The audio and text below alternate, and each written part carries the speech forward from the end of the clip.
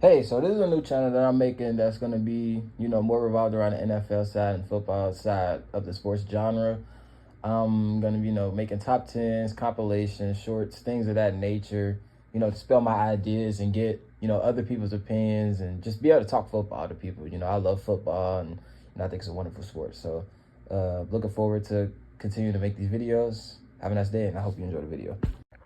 Hey guys, this is gonna be my top 10, NFL rankings for the upcoming season. New channel, so everything you might be a little wonky at first, but we're gonna, fall into place and get it together and build a routine over time to, elevate this channel and make it something better than what it is right now, which is nothing. So I'm excited to see how this grows. But to start off the video with the rankings, my honorable mention is gonna be the Cincinnati Bengals. Airs it out, Chase. Here's why I have them in honorable mentions, basically just looking right outside the top 10. High-powered offense, great offense. Joe Burrow, Jamar Chase, T. Higgins, those guys. I think Andre Yosivas will emerge this year, as the premier number 3 wide receiver in Cincinnati. I think even Jermaine Burton has a chance to have somewhat of a breakout year, which just adds to the star power of the Cincinnati offense. And I'm excited to see, the things they do. Obviously, rushing the ball ain't really been their strong suit the last few years, but I think Chase Brown is going to emerge as one of the premier backs in the league, this upcoming season. Same with, with the acquisition, bring it back Samaje Perine. I think he was a great number 2 back behind Joe Mixon, 2 years ago when Mixon was here. And, I'm excited to see how Cincinnati does it. Al Golden, I want to see what he does with the defense. I'm pretty excited, on that regard. Having Trey Hendrickson in that contract dispute is really frustrating as a fan because you know how good he is. And not having him will definitely move them, somewhat out of this list. And I would love to see Cincinnati, move into the top 5 somewhat this year. I think that's very realistic and happening. Cincinnati's very slept on right now. Obviously, people say they've been overrated, but I think they're very slept on right now. Watch out for the Cincinnati Bengals. Okay, moving into our top 10. Now we have the San Francisco 49ers. 5 in the pattern. Purdy stepping up. Launching it. Jennings again. A 3. Touch. Now, I got the 49ers at 10 because they have primarily a pretty good roster all around. Last season was plagued with injuries from the start all the way to the end. They started the season 5-4 and ended up dropping, in the final stretch of the season, which, caused them to go 6-11. But, they have a lot of key pieces that I think, coming back next season, I think, having McCaffrey back is always going to be bigger. And I think, having those type weapons, come back, that elevate Brock Purdy to play, at a better level. He's coming off a down year of throwing 20 touchdowns and like 10 plus interceptions, under 4,000 yards. So it's a down year for Brock Purdy. And, defensively they struggled. They ranked 29th in points allowed. And, you won't win games doing that. And I think, that has a strong part to do with, injuries and, everything that they went through last season. And it was very unfortunate to watch. I felt, really bad watching the 49ers. Coming off, making the Super Bowl and doing everything they were doing last season to, come into that season and go 6-11 is very disappointing. I know it is. But, you lose Deebo Samuel to free agency. He didn't do much, last season. And it's like, you got George Kittle. He led the team in receiving yards, receiving touchdowns. You need to find that, second guy. I think Juwan Jennings stepped up to become that guy to some extent. He had, close to 1,000 yards, 6 touchdowns.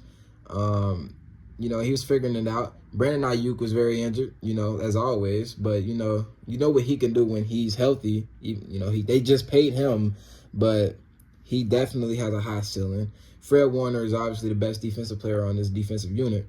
And, hopefully, he can elevate these guys because, you still got Nick Bosa. You got what's his name? Charvarius Ward. That's his name.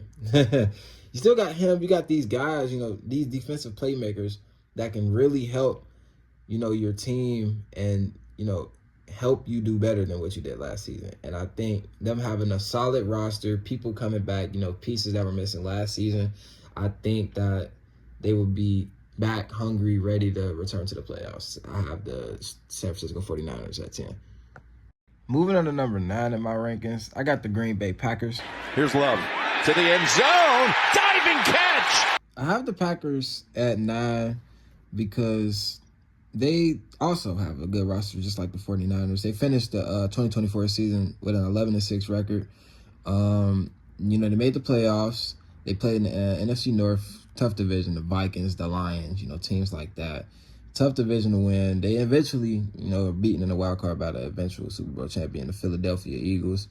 But the team did relatively well last season. They had a great scoring offense and defense. They finished top 10 in points per game and points allowed on defense. Jordan Love, definitely, he impressed last season, growing significantly as a passer. He threw 32 touchdowns and, leading the team to the playoffs. And that's just great. But, the defense definitely, showed way more improvement last season. Had a lot of takeaways. Run defense was great. Christian Watson is going to be great as a receiver. I think, Josh Jacobs is a great running back. Matt LaFleur is a great head coach. And they have a lot going on there. And I don't expect the 2025 season to go anything less than what last season was. I think they can build on that, be more of a divisional round, conference championship type team. Not Super Bowl just yet, but they will definitely be, in that window. They're definitely getting closer. And I can see it in how they played in the last few years. So, yeah, I have the Packers at 9. Now, at number 8, it might be somewhat of a surprise to many, but I have the Houston Texans at number 8. All times. Deep shot. Stroud. Nico Collins is gone! I have the Texans at 8 because they play in a weak division, and they're going to win that division. They went 10-7 last year and won that division. It was pretty weak. The Colts, Jaguars, those teams are not that good. They're very bad. But back to the explanation.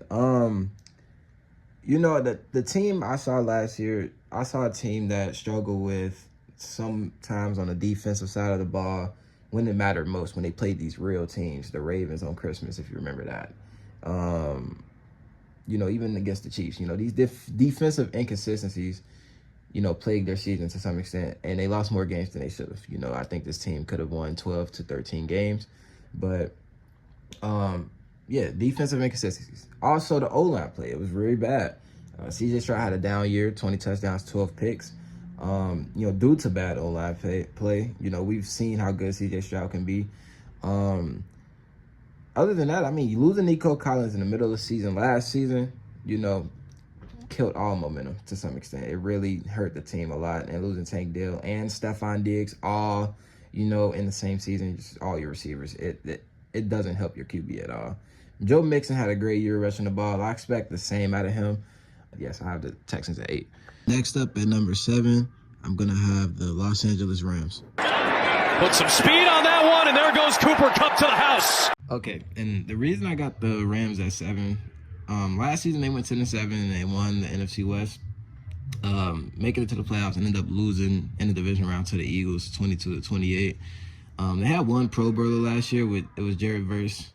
And in key parts of their season being 10-7, because I honestly think that this team could have won 11 or 12 games, but them being 10-7, it was injuries to Puka, injuries to Cooper Kupp, Tyler Higbee, guys like that, because they had a great defense, but it was just those key parts offensively that were really killing them early in the year. And having Kyron Williams that year was great as well. He had 1,300 yards and 14 touchdowns, and he did great.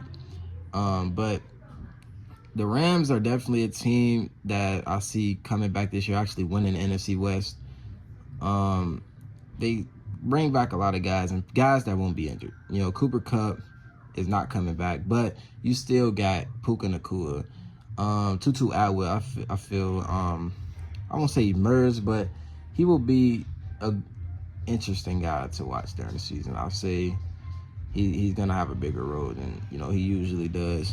And Yeah, I'm just excited to see what the Rams bring to the table this year, and I'm predicting them to be 7th best team in the league.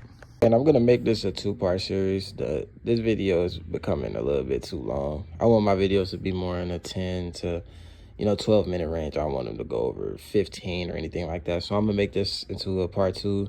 Part 1 right now is honorable mention through 7, and next will be 6 through 1. So I hope you enjoyed. Subscribe, like, and hope you have a nice day.